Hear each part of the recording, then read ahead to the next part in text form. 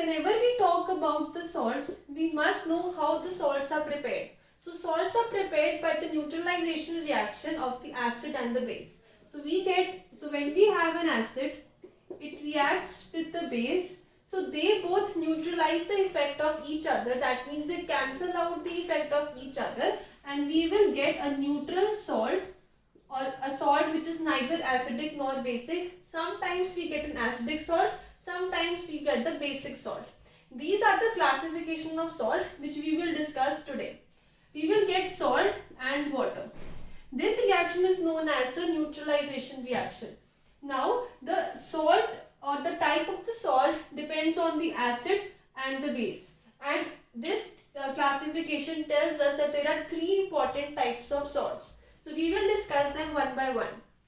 So the first important classification of salts is the classification of neutral salt. So when a neutral salt is prepared, it is actually manufactured when we have a strong acid and a strong base. So when strong acid and strong base react together, they will neutralize the effect of each other, and in the end we will get a neutral salt. So for example, if I have a strong acid, that is hydrochloric acid, to be reacted with a strong base, that is NaOH, I will get a strong salt, I will get a neutral salt, that is NaCl. So NaCl, that is sodium chloride, is referred to as a neutral salt. This was the first important classification of the salts. In the second classification, it is basically an acidic salt. So acidic salt is those types of salts which are actually manufactured when we have a strong acid reacting with a weak base.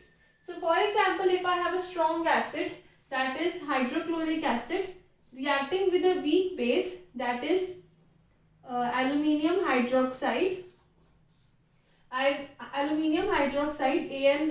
whole thrice, I will get the acid which is actually aluminium chloride, AlCl whole thrice. Because in this case the acid is stronger, so the effect of the stronger element, that is in this case it is acid, that will be reflected in the category of salt, and hence it will become an acidic salt.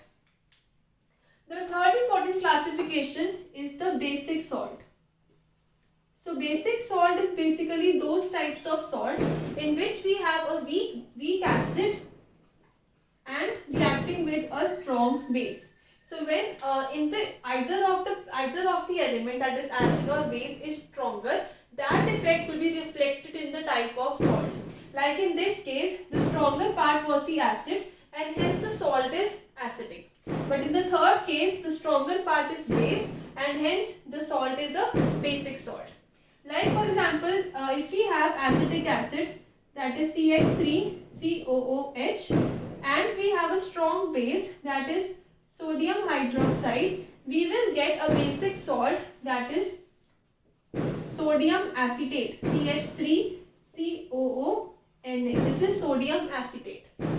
So we have now discussed the three important classifications of salt depending upon the category of the acid and base, which of them is stronger. There is one more important classification, or we can say there is one more characteristic on which we can define acid, basic and neutral salt, and that is the replaceable hydrogen. So in those salts, if we have a replaceable hydrogen left, is referred to as an acidic salt. Let us now take an example of each of these salts. So for example, if I have the same case, that is NaCl, there is no hydrogen left in this compound. That means all the hydrogen present in the acid has been utilized. That only means that the basic part was enough to neutralize the acidic content of this salt. This is only possible if we had a strong base and a strong acid. That is why NaCl, or we can also say sodium sulfate, which is actually manufactured from sodium hydroxide and sulfuric acid, is also a neutral salt, because in both of these salts we don't have replaceable hydrogen. All the hydrogen which actually comes from the acid has been utilized. Now coming on to the acidic salt, if we talk about sodium hydrogen sulfate, that is NaHSO4, you can clearly see that we have one hydrogen left that could be replaced. That could be replaced means that the base was not enough to neutralize this hydrogen ion. That means some hydrogen ion is left and hydrogen ion comes from the acid. That is why sodium hydrogen sulfate is an acidic salt. Now coming on to the basic salt, the best example is lead oxychloride. That is lead oxychloride. Lead oxychloride. In this case, as we can see, the OH part is always OH negative part comes always from the base. That means some of the OH part has been still left.